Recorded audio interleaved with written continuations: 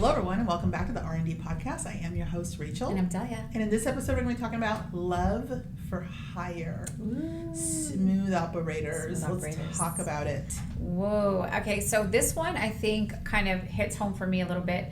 Not only because I've been affected by it at some point in my life, but I've also known of people that I know close to me or people that know somebody that actually get married to their Johns, believe it or not. They actually wind up getting married to the guy that they were serving, essentially. You know what's really quick? It's interesting to see right now that we're living in a time where isn't it so normalized now to be on these platforms like OnlyFans and even celebrities that you would never think that they would want to do that, they're doing it. Yeah. And it just even people's moms are selling their feet. It's almost become I definitely don't want to glorify it, but it's almost become something like a little bit of a prestige, at least in the young children's minds. And I think it's because they're being conditioned and they're being raised by the generations of today, which are the Cardi B's of the world, and the people that are talking about, it's okay, she used to be a stripper, now look at her, and now she's got diamonds, now she's got this,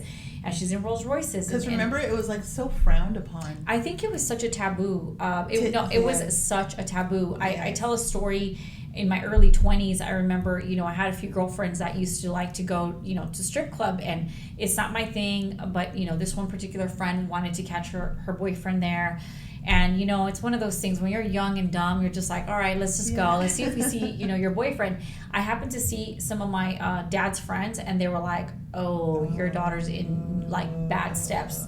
I was never a stripper or anything like that, but point is that, I do believe that nowadays, if you saw someone there, you might just say, hey, just meet me at the strip club.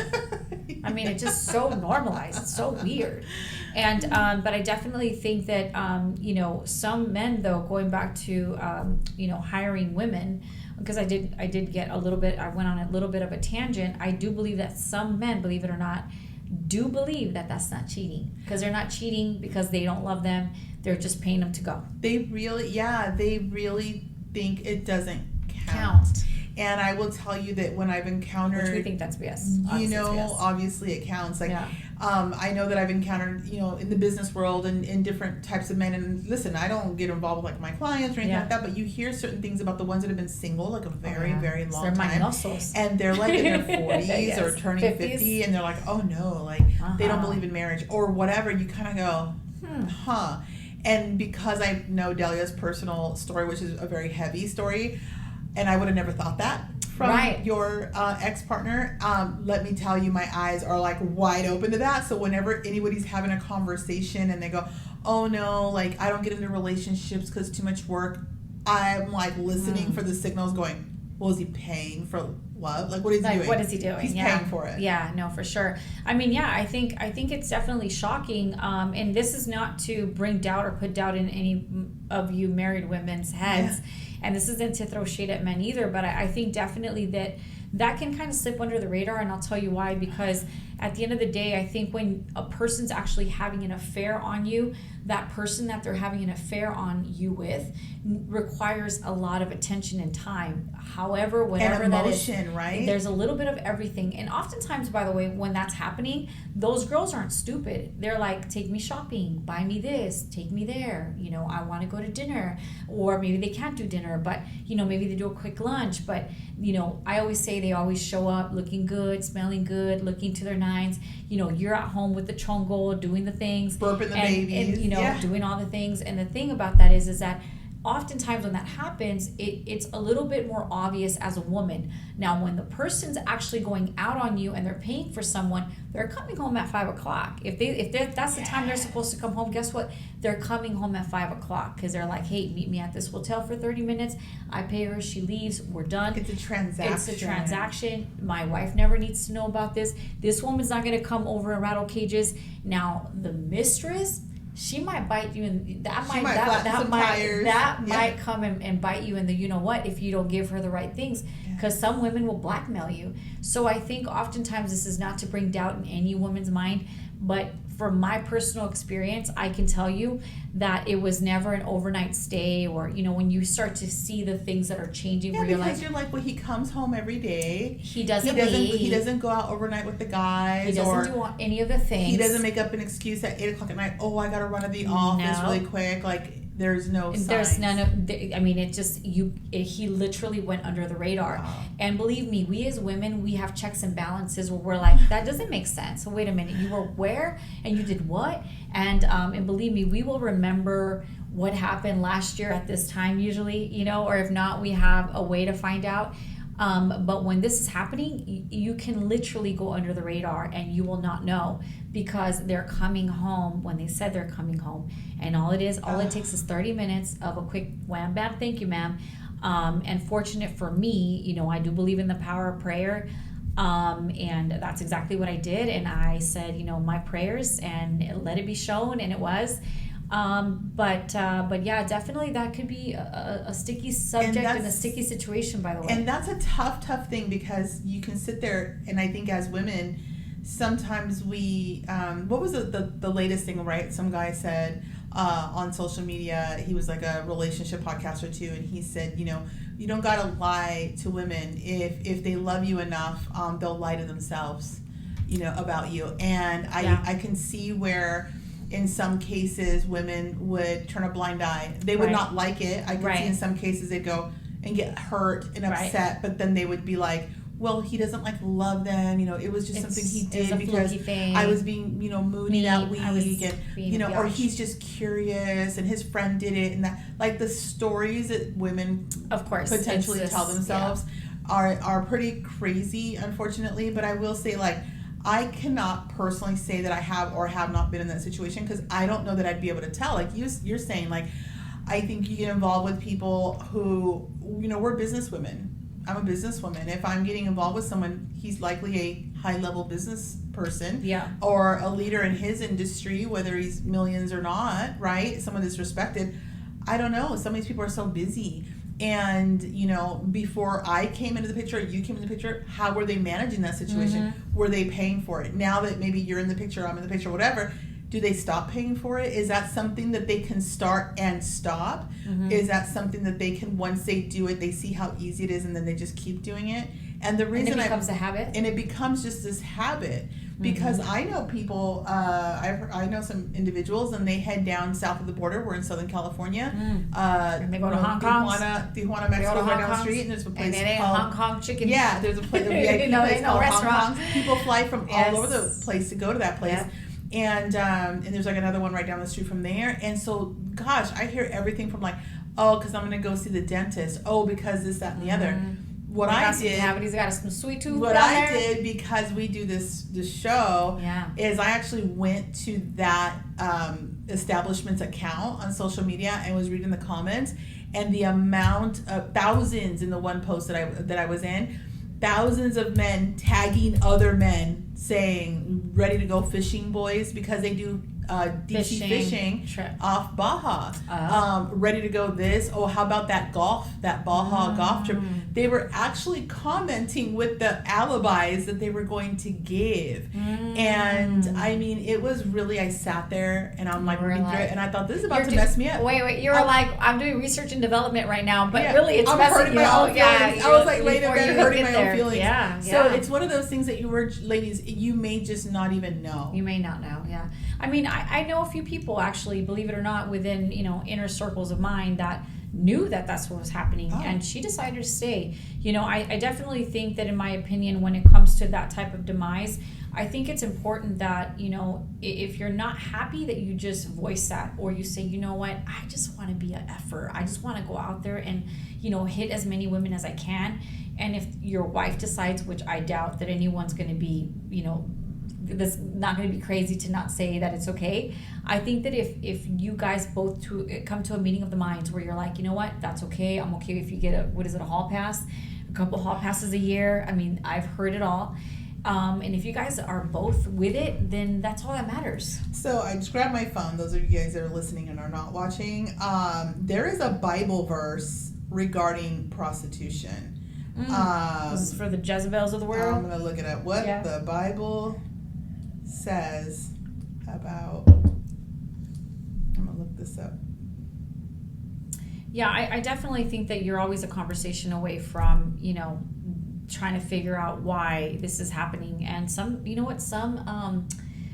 men are just sex addicts, believe it or not. And but do you feel like it's really sex? Isn't technically everybody kind of addicted to? According to some of the things that I've read, I guess this is truly an addiction, kind of like gambling, right? Gambling is an addiction. People will literally sell off everything that they own to gamble, and to you, because you're not a gambler, you're like, that's crazy. I would never mortgage my house to go gamble, or I would never sell my car to gamble. But I've seen it all. So I think that oftentimes we dismiss the possibility of that being a thing, but in reality, it is a thing. Prostitution can be an addiction, and so I can't find it exactly here, but as I'm looking it up, but I will tell you that there is a verse in the Bible that says if you are a man who lays with a prostitute, you are now viewed in the eyes of God as a prostitute as well. You inherit essentially her filth.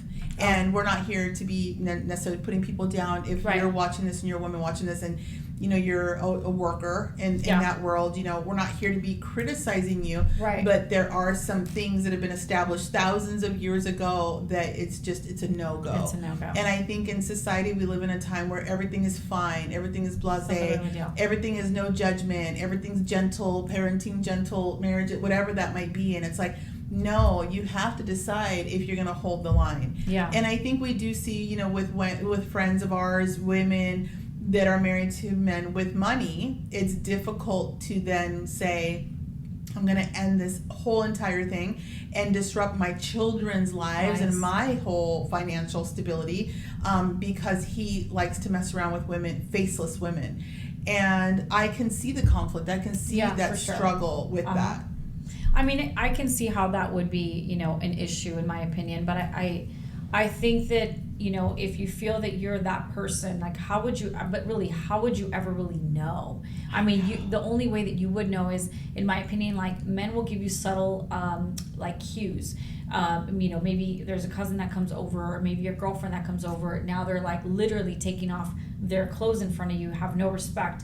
And I think a lot of the time you can kind of gauge that. You mean if they're in that world? Like if they're kind of in that world and they would be willing to do it, in my opinion, I feel like they are already giving you clues. Like, your girlfriend comes in, she's a pretty girl. He's like literally undressing her, has no respect for you. I think that, I'm not saying that means that he's sleeping with, women of pay, because I'm not trying to rattle any of these cages or anything like that. But I'm just saying, like, you can see the disrespect is what I'm saying. And some people you can kind of, a lot of the time we are in denial and we'd be like, no way, he would never do that. There's no way.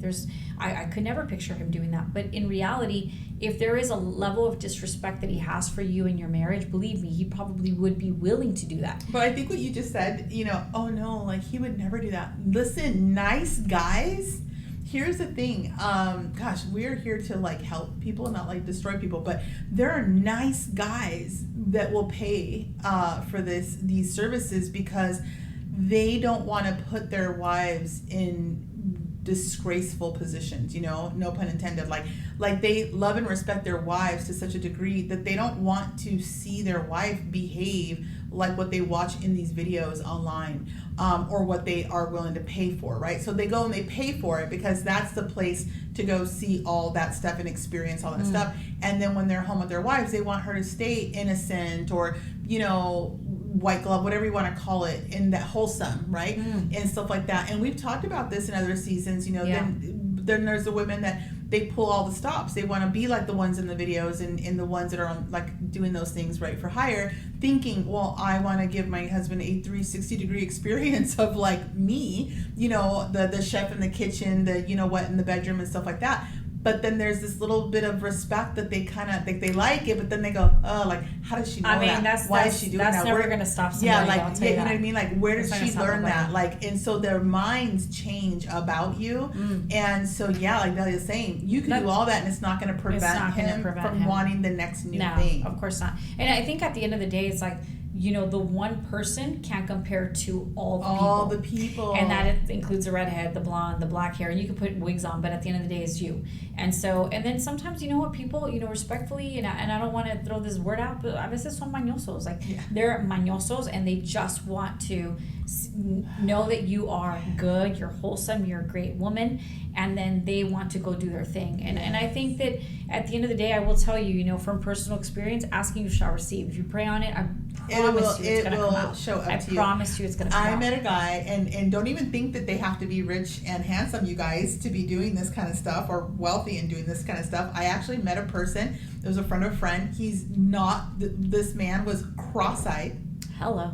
Like the eye was in, it was a situation. You're like, what I do, I look at? Are we having eye contact? And when I tell you that aside, the features were not, it was a hot mess. Okay. Great person though. He's very outgoing and everything. Of course, they always are great people. His wife, absolutely positively stunning, 5'7", fit, big green eyes, like beautiful smile. He wasn't rich, you said? He was not. Oh, she just was like, he was a toad, and he's my toad, and I love my toad. That little toad, okay, when he was at work, would go down the street to the walkers, the ones that walk the street and are in the back alleys in the daytime, and go over there and pay his $20 at the time or whatever, because years ago, I don't know if the going rate is these days, and go do his thing, and then come back and get back to work and whatever he was doing. And then he would say, I don't know why my wife loves me so much, she's so beautiful, and so today how did she catch him? He would say, today I've been kind of bad, so I'm gonna take her to dinner. I'm gonna buy her flowers. She never caught him, by the way. I'm just telling you, this was something he was open about. He was telling us how he goes down the street and goes and gets all the freaky stuff because she's a good girl. He's not gonna have her doing that stuff. Damn. And he was $20 with the walkers. So you're talking in terms of the high end, escorts or call girls, whatever. But there's also the streetwalkers and stuff like that, and cars are pulling up all day long. Drop off. And so what I'm saying is, it's so hard to gauge, he seems like a nice guy, he would never. Yeah. But they don't count it. Yeah, but I definitely don't think every man's like this, by the way. I definitely don't. I think that there's a few, and there's a few of them that will, and I've been to Amsterdam, I've seen the red light district, I've seen the guys that go in and out of there, I was there for some days, and I definitely don't think that every man operates in this regard. But at the end, though, you may not ever really know. And the reasons why is because obviously they're paying them to leave, not to stay. And it's more, I think it'd be a lot easier for you to find him having an affair before you would ever find him doing actually, paying for hire, to hire these people to give, sexual acts. I will say, so that you walk away with some value, right, with this episode, is that if you are entering a relationship, I think it's great to establish what are your deal breakers, what you consider cheating. We are seeing a lot of things coming forward now from different women thinking that even looking at pornography is a form of betrayal. So a guy would probably think, what? That's freaking crazy. Not a big deal, yeah. So I think that, we're trying to make full circle here to say they may not even count it as cheating because it's not emotional, they don't care. It's just a faceless person or whatever. It's transactional. They're a man, they have needs all day long, they don't want to bug you with it. And then you have sex with them. You know what I mean? Sex with them for 3-4 months, you hear that, and you're like, well, it's my fault. So I think that it's important to establish what your deal breakers are from as early as you can. Yeah. But also, if you're 10 years deep, to have a conversation, hey, let's look at President Clinton. Did he cheat or did he not cheat? And if your husband's like, no, that was nuts, he did not cheat. You need to start establishing what you do consider cheating, betrayal, so that way at least he was warned, and when he gets caught, if God forbid he gets caught, but if hopefully he's not doing it all, but if he gets caught, then at least he can't play dumb. Yeah, he knows what he was doing. So yeah, it's a toughie one. It's a toughie. It's a toughie. You may not ever know, but I tell you, if you pray, you shall receive. And I say, pray with caution, because if you're not ready, I don't know. I mean, that's all I can say. And if you're going to get any value on top of what you just said, is asking, you shall receive. And I promise you're going to somehow get the call, get the phone, see the phone. You're going to see his car at a hotel. Something's going to happen. So be careful with your prayer, but it will be revealed. And that's all we got. That's it. All right. Cheers. Stay safe out there.